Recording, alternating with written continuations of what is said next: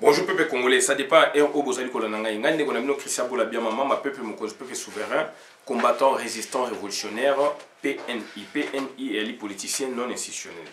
Bande konangai donc tuye awa pona koloba makambo ya mboka na biso, tuye ko dénoncer plan oyo basalaki donc na ba Rwandais na Louise Mushikiwabo. Basalaki plan pour déstabiliser combat, pour décapiter ba tête ya combat na makambo oyo esamaki ya Fally Ipupa. Bande konanga bozali komona yango blague mais et ali situation oyo ezali travailler et situation travailler donc durant une année ndenge toujours ba information et puis objectif na bango ezalaki ils ont corrompu le préfet.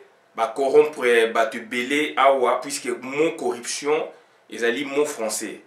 Mot corruption ezali mot français ba ko na biso corruption et yaki lemso na komo nango na Chiluba na Kikongo na Boyeboy et puis na Afrique précoloniale avant Mundela ya na mboka na biso puisque toyo ko koma na ba grande ville après na mboka na biso muto mabe azaki ayaki détecté ayebanaki et puis donc ba mesure ezalaki ya ko s'occuper na Batouana et donc na Afrique précoloniale, c'est-à-dire avant Mundela ya avant 1885 on n'a pas connu des enfants de la rue balado bako kozanga te mais donc ya équipement bayebaki bango bazali ko contrôler bango et puis enfants de la rue en Afrique précoloniale azalaki te.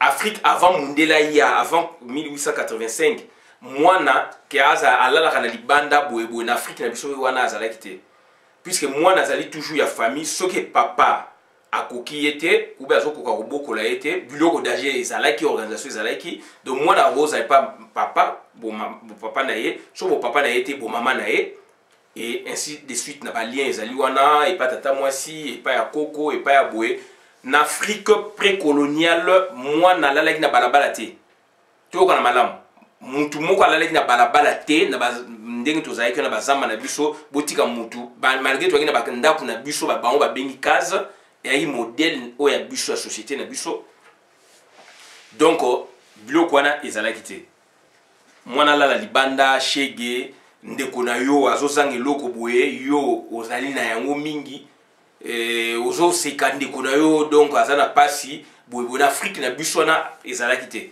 po eloko nyonso tu ezalaki donc ya parenté ya famille mabele la biso ezalaki donc ya famille mutu mo ali na lopango ya ye moko te donc bandeko nanga c'est très important makambo to koloba peut-être to koloba ngaka boye mais donc il faut boye babo c'est bozonga na ba valeur wana bokomona makambo o bakoko na biso basalaki donc c'est-à-dire to le koloba mingi situation o ezali ba Rwandais ba ye ba kotelaki biso Louise Mushikiwabo donc azui place à francophonie avec ba stratégie ya ubwenge ya ba Tutsi power ba étudier ba congolais ba monique donc politique na bango donc c'est-à-dire na kati kuna ba somba tout le monde ba kotisa bango mentalité mususu ba kotisa bango peur ba kotisa bango mutisme c'est-à-dire donc c'est-à-dire mutakomi miwe alingi kolobate ata makambo ezali bomé bio oza ko betela mutu na maboko oza ko kumisa ye et o baza ko loba baza ko yana lokuta lisusu.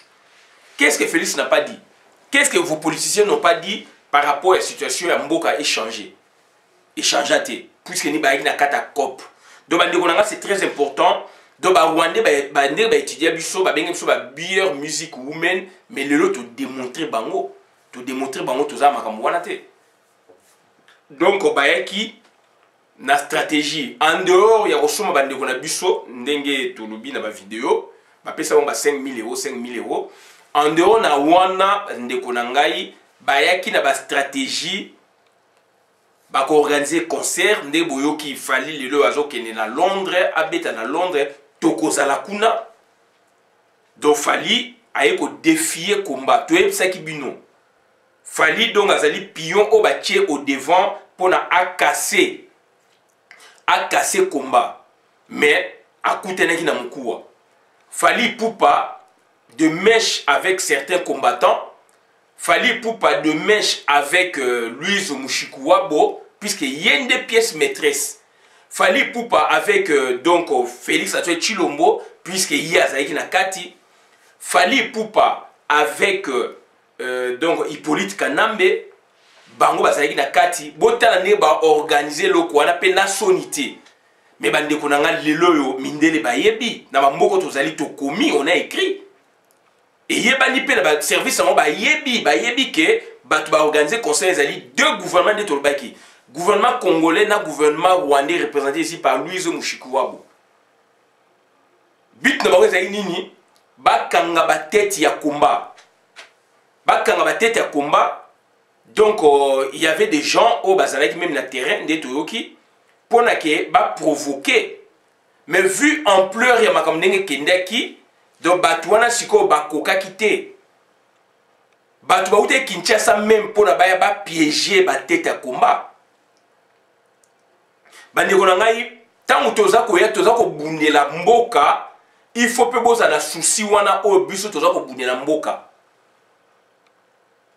Information vraie donc yaki na délégation ya ba Rwandais na ba Congolais, ba yaki na bango et ba Congolais mingi ba yaki na bango ba ba visa ba yaki na bango, ba yaki na mission pour nous provoquer. Heureusement pour nous, malheureusement pour na bango, ba bangi puisque ba bangi donc ampleur o ezalaki wana ba moni que non. Donc c'est-à-dire ba koke ko boma bango. Problème bango yalaki donc ba créer ba problème pour na ba kanga ba tête ya combat, ba décapiter combat. Ba kanga ba tête ya combat. Ba créer les bango ba infraction. Il y avait beaucoup de stratégies et dans la stratégie on donc il y a des combattants memi bango sikoyo donc bakina ba tribunaux ba cours de tribunaux et banga bazo ba boloko ya milai pour na bango donc combat ekufi yango tozali koloba notre combat connaît maintenant un sort donc, dont on ne peut même pas en parler, puisqu'on voit il y a de la relève partout. Il y a de la relève au niveau de la France. Les enfants, nos enfants qui sont nés ici, au début, ils ne s'intéressaient pas, n'est-ce pas, de la politique de notre pays.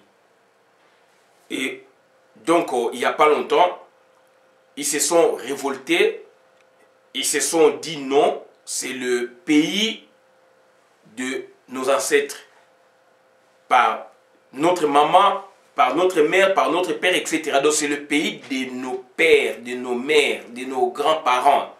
Donc on doit s'approprier, n'est-ce pas, de la politique de ces pays. On va voir clair. J'ai fait une vidéo en 2012, je disais qu'on avait des problèmes ici en France, puisque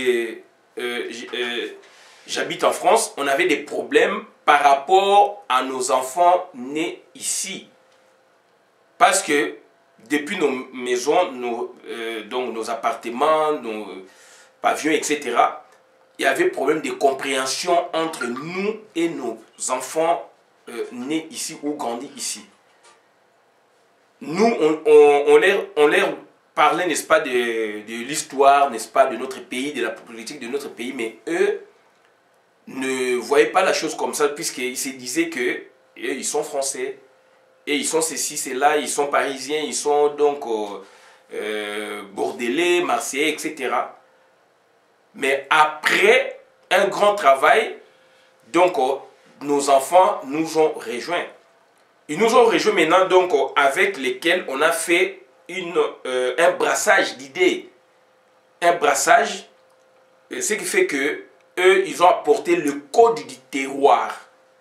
Puisque nous venons d'ailleurs, nous venons de notre pays, avec la mentalité que nous avons, mais eux, ils sont nés ici, ils grandissent ici, ils ont évolué ensemble avec les policiers que nous voyons, avec les magistrats qu'on rencontre, n'est-ce pas, donc au niveau des cours et tribunaux, avec des juges, avec des techniciens, des polytechniciens, des ingénieurs, etc. Donc, ils ont grandi, ils ont travaillé, ils ont étudié ensemble. Donc, ils ont les codes, ils ont les mêmes codes que nous, par rapport à nous. D'où maintenant, ils ont mis ça à profit pour notre pays. Raison pour laquelle j'en ai parlé en 2012 dans la vidéo intitulée donc, Pédagogie politique tirée du sommet de la francophonie. Ça a été publié par la chaîne Nous les combattants. Donc ça dit, dedans, j'en ai parlé. On avait le problème donc, de brassage d'idées, de convictions. Et aujourd'hui, on est ensemble avec nos enfants. Et c'est un réconfort moral pour les combats et dans le processus, n'est-ce pas, de libération de notre pays. Et voilà, aujourd'hui, donc, on a du résultat. Donc, c'est très important, mais ils ont voulu décapiter, n'est-ce pas, donc, ça dit tuer notre combat. Et ça, c'est une politique, donc, pensée, conçue et appliquée par les Rwandais ici. Puisque c'est le Rwanda qui dirige notre pays. Tu es Sabino. Le Rwanda, Moutoubaza, qui dirige Mboka Nabiso. Rwanda, Moutoubaza, ko sala tout pour Mboka Nabiso et avancer. Et l'Ikounia, on a toujours battu, puisque beaucoup de choses ont quitté. Mais il y a des donc, si vous avez quitté, il faut battre Nabino Kaka. Mais quelle est cette politique au Rwanda, voisin Nabiso na Est, Ouganda, voisin Nabiso na Est, Burundi, voisin Nabiso na Est, mais Balingi Bisoté. Alors, Biso dans le passé, tu as aidé le pays wana mingi. Et bah mindele mingi awa donc bah linga qui Congoté. Il fallait que les Congolais travaillent d'arrache-pied pour ne pas changer un peu bah donner. Et ça a mis du dedans na kati awa grâce à nos enfants. Grâce donc à notre progéniture oyo bah botami awa puisque bah qui bisuna bango to une mentalité moroté. Et aujourd'hui donc on relève les alouana. Puisque bango la politique, il y a Louis Mouchekowabo, Paul Kagame, etc. Puisque Paul Kagame aujourd'hui, donc, il est mal, il est dans tous ses états. Comme le Kwana est capoté, baby. Puisque pour nous, il y a des reçus, somi préfet, somi boé, tout ça, etc. Et alors que nous, on a fait un grand boulot administrativement parlant. Donc, mais préfère que le busoté a joué des décisions, il a joué qui aujourd'hui, conséquences des alouana. Ba conséquence ezali wana me botala fali pupa azana planning to ebisibino azana planning na ye caneva de travail donc ce ba yeba ke awa ekokufa kofi na mois d'avril ko beta la défense ye fali pupa parce qu'il faut que no beta na donc na Londres kuna Londres ezali zone rouge, Angleterre ezali zone rouge, surtout Londres ezali zone oyo bango mutu donc ça dit ba créer concept autres en donc il y a commanding comme il est là. Il y a un autre il faut apporter secours. Bata Londres to yaki bazalaki awa to yaki na maître baina judoka international to yaki na matone kimbangu koko matone kimbangu bazalaki belé bayaki ko apporter secours. Et c'est le biso aussi photo qui est na Londres puisque a échoué la France. Net ezali contrat ndenge bayokanaki bayebe que France est au coup et puis makambe fungwami il fallait mettre dans Londres et donc c'est pas la mobilisation déjà na bande kwa Londres mobilisation ezali et na sepeli eloko oyo ba Rwandais balingaki ba bosani na yebi peuple wana te na fait pas Rwandais mais na yebi régime wana te makamni bazana na programme na bango ba stratégie na bango ba stratégie ezali pour na ko tuer combat. Alors que relève ezali à makasi, relève ezali na Londres, ngana kamwaki, relève ezali na Londres, jeunesse et s'approprier na combat, jeunesse ya France et s'approprier na combat, et ça sous discussion te. Belgique va s'approprier mais koko se koti puisque ba collabo ba toni mingi na Belgique, yango na lobaki. Il faut travailler concept sous ma casse na Belgique. Il faut relève à Belgique tout le monde yango et zong ndenge zalaki. Relève zalaki na Belgique mais ba casser yango. Donc relève na Belgique bande konanga il fait zonga. Et un peu partout par-ci par-là donc bango bazali ba visa qui Paris vraiment coup sûr na bango zaki na Paris pour na ba casser ba reçure mais malheureusement ba reçure te. Yangwana donc tozali donc oyebisa bango donc ba calcul o bango basalaki ezali mawa mingi ba calcul bango basalaki donc balingaki donc komana biso ekufa et complicité ezali makasi na Félix Antoine Tshilombo complicité na complaisance na ye ezalaki par rapport ya deal asignaki deal une des clauses ya deal na bango ezalaki ayebisaki Hippolyte Kanambe arassuraki ye komba na koboma yango naza mwana poto naza mwana IDPS mpona ye amonaki ke aza populaire aza danger aconvaincre donc Hippolyte Kanambe mpo bango babangaka nde donc diaspora eye aconvaincre ke aye koboma komba me bandeko na ngai donc akutani na mokuwa akutani na yango do basatandaki te Félix Tshisekedi Tshilombo aza na kata masolo puisque ezali deal na ye moko ba deal na ye oyo ya prometaki donc akoarrêter combat asombi baninga na biso bakei na Afrique bomoni bango bazongi bredui bakei ata le bapesi yo ministère okomi ministre ndeko nango basombi yo oza suna valeur te donc ata lelo donc ozali koswana Félix ndeko nanga ozali na valeur te boteki mboka pourtant bozali kobunda koma na bino boyaki na baide mais boteki mboka likolo ba miette bapesi bino $10,000 nde toyoki $15,000 $10,000 mwana pota simbaka ngo na musala na ye akoki mpe kozwa crédit ndeko na ngai donc ezali mawa mingi naza kolobela na bino o boteki mboka basombi bino na bamiette alors que bango baza na milliards de dollars. Félix Tshisekedi donc c'est-à-dire ateki mboka andimi aya koboma komba ba trouble oyo ba gouvernement français baza bazobate ba yebi batu ba tielo ko na mabe ezali donc gouvernement actuel au Félix azali maza na pouvoir te ezali Hippolyte Kanambe et puis donc c'est-à-dire Louis Mushikouabo bandeko nanga ezali pasi mingi bandeko nanga ezama wa mingi situation ya Congo donc c'est-à-dire combat et kokufa te ezali déjà donc même lobby mboka ta fungwami résistance et kozala libanda et ezali groupe de pression et kotikalaka de génération à génération pour kozala batu o bakozwa pouvoir normalement il y aura des élections donc élections à niveau libanda ya diaspora ndenge sama na Algérie na mboka mususu pour na donc ba Sénégal pour na parlement donc ya Congo représenté aussi na portion ya diaspora biloko atu ekozonga. Donc il y aura de la résistance. C'est-à-dire batu oyo bazali ko kanisa que mboka eko tikala na statiko oyo balingi statiko ezala bazali ko se tromper. Bazali ko se tromper parce que batu oyo bazali ko kanisa que donc mboka na biso ko za développer te bazali ko se tromper. To pesa piste à solution. Piste à solution lobby to ke na décentralisation territoriale et puis donc transfert à pouvoir réellement. Et nous visons quoi? Nous visons donc, c'est-à-dire la commune. Il faut développer la commune. Tout se passe au niveau de la commune. On doit apporter donc, c'est-à-dire notre donc expertise en la matière. Donc, c'est-à-dire on va pas miser sur le gouvernorat, non. Gouvernorat là maintenant donc vous bébé ma camion sur la base.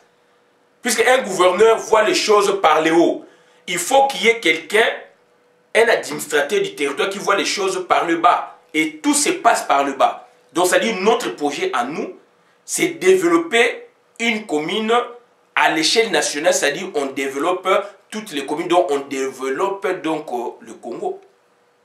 Voilà. Tout se passe au niveau commune. Moutou Azali donc na chômage. Aokende te neti bakenda kuna na service na ministère à travail na ville non na niveau ba quartier il faut qu'il y ait équivalent il y a ba pôle emploi na niveau quartier tout se passe na niveau commune na niveau quartier et tous ces règles na niveau on aura donc ça dit la réalité donc ya mboka à partir ya quartier à partir ya commune voilà. Et donc, c'est-à-dire, lobby, attend makambe changer, résistance et vous allez toujours dans l'Ibanda. Puisque l'élection, il y aura des députés, donc des sénateurs, donc, Bimaka à partir de l'Ibanda, comme représentant de la diaspora. dans le pays où la population à Congo est makasi. Puisque extérieur, c'est une circonscription, mon bima. Il y aura des élections. Il ne faut pas donc tout perdre espoir. Il faut rêver, puisque c'est ça la réalité politique. C'est ça ce que nous, on prône faire dans le monde.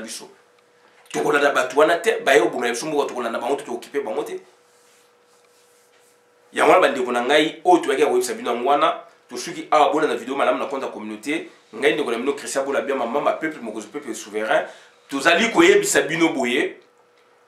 Donc, ça qui plan à bango et qui j'ai travaillé sur une année, ngai na ebakite, ngana yego Congo, rismo ko ndenge ayego expliquer et puis ngana monnaie kaka donc bienvenue bamba ndenga yamba c'est là où j'ai compris un peu les tendances. Mais rismo Congo, il a dit qu'il y a ebakon depuis juin année passée. Donc c'est un complot ourdi contre le Congo par des Congolais. Et c'est malheureux. C'est malheureux. Boteki mboka donc na buzoba. Boteki mboka donc makamo, vous imaginez quoi? Je n'arrive pas à comprendre. Qu'est-ce qu'il fallait un petit concert, bah, on a reverser, mais bah, il faut arrêter avec de telles conneries. Il faut arrêter avec ça. Bah fallait bah ça va collaborer. Ça va accompagner.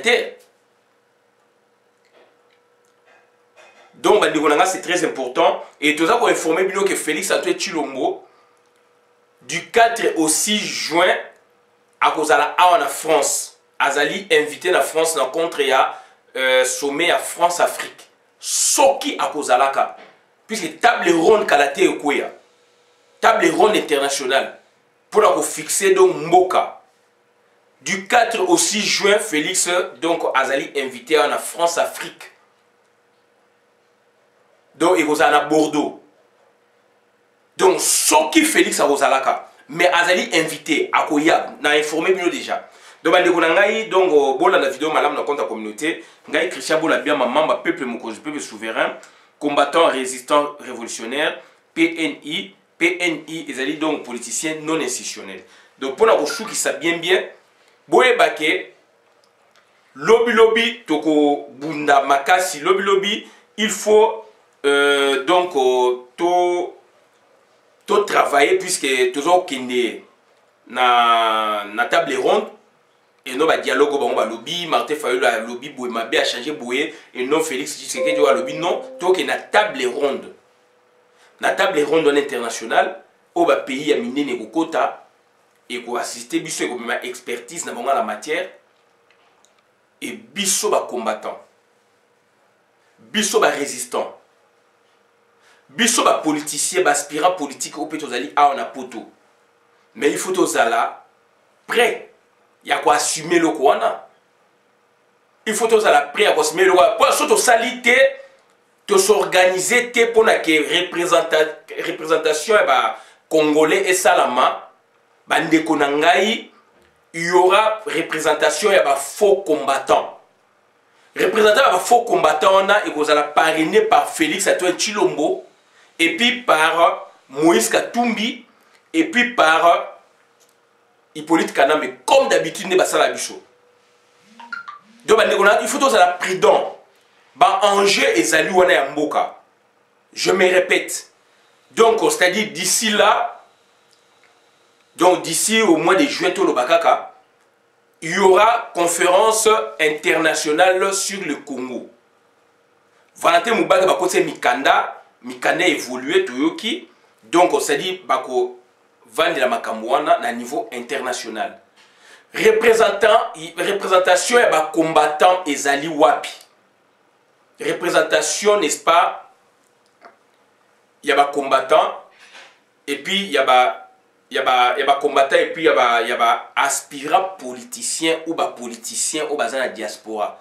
Il faut ma plateforme et salama. Ce que salamité puisque tu y es banni déjà awa comme umeli tu y es banni bizali tu y es banni ba compétence tu y es banni ba pensée. Donc il faut s'organiser. Ba combattre il faut s'organiser. Il faut s'organiser pour la représentation de biso et mona na moment opportun. Ba o bazali pe bazali neti ba politicien bazali pe a wana kat na biso. Donc il faut représentation na pe il faut ezala. Ce que ezalité Moïse Katumbi akosomba ba congolais na diaspora akobimisa eloko moko boye ekoza ba faux combattants, ba faux politiciens. Soko ya sali yango te akosala yango, Félix Antoine Tshilombo akobimisa ba faux combattants, ba faux politiciens pour la bakota kuna. Soki Félix asala yango te mais akosala yango, donc ça dit yo il faut penser ne loko wana. Et Hippolyte Kanambe donc c'est-à-dire à travers je parle d'Hippolyte Kanambe, je vois les Tutsi Power. Tutsi Power tano banazo kumisa bango te mais nazali obligé na loba de Tutsi Power donc c'est-à-dire Hippolyte Kanambe, Paul Kagame, Museveni, na représentant donc représentant de la France awa secrétaire général ya OIF Louise Mushikuwabo ba monter de toutes pièces ba nyama mabe bato mabe donc ba faux combattants ba kota ba représenter ba combattants toza ko loba ngo sikoyo bo fungola mitema bo repenser ne loko wana c'est très important. C'est très important puisque tout le monde transition, bah au côté petit, bah aucune transition, tout le monde transition c'est la main qui a pas qui va combattant. Alors que bah combattant, bah résistant, bah révolutionnaire, bah zali na bah talent na kati na bongo makasi. Bah zali bah tout oh bah koui au sala misala pe et monani. Et puis peut tout ça expertise, tout ça bah na poto, tout ça la bah expertise zali bah compétence zali. Donc, on a dit qu'on a été que ba Rwandais ba travailler concept au bana kalana Fali Ipupa Félix Hippolyte Kanambe tout ça voilà nango bien ezali na moment oyo Hippolyte Félix Tshisekedi ba tirer la place wana puisque ezali moko ya clause ya ba deal oyo a assuré qui Hippolyte Kanambe et ça la mis na moment ya Félix bien qu'azali protocolé mais donc illustré bien ba combino bon ba salaki et Louise Mushikuwabo abakisi atie maboko pona ba capoter pour na ngani ni do ba kanga ba mitu ya ba combattant ba memaki bato auté na ba Congo ba ya awa pona ba provoquer mais on a été informé on était malin donc donc makambu eleki ndengwana mais ils ont mis bango siko coup dur donc ba ndeko nanga c'est très important et lokwa ni sengi boye ba yango. De tout ça, minga kolobati to suki a bola na vidéo madame na compte communauté ngai Christian Bonabiama membre peuple mokozo peuple souverain combattant résistant révolutionnaire nazali PNI est les politicien non institutionnel naza ko informer bino plus naza bolingo na bino naza ko informer bino plus na lingi tous à l'ensemble Félix Azali invité awa du 4 au 6 juin sommet à France Afrique et kozala na Paris mais kozala na Bordeaux. Donc c'est très important de faire attention parce que situation est catastrophique. Situation est catastrophique dans le Congo et donc c'est-à-dire voilà, j'ai beaucoup parlé donc boye bayango il faut bozala ozage. Bozala ozage donc mboka na biso ezali mboka ya ezali mboka moko donc ya batu bazali ko luka yango balingi mabele ya Congo mais balingi ba congolais pour na bango do ba koboma ba congolais nyonso ba tika na mabeli na biso et dans l'entretemps ezali ba politiciens bino mona ba politiciens bango ba sa makama ba be na CCC voilà auto ya ko ba moi to suki abona vidéo malama kota communauté merci.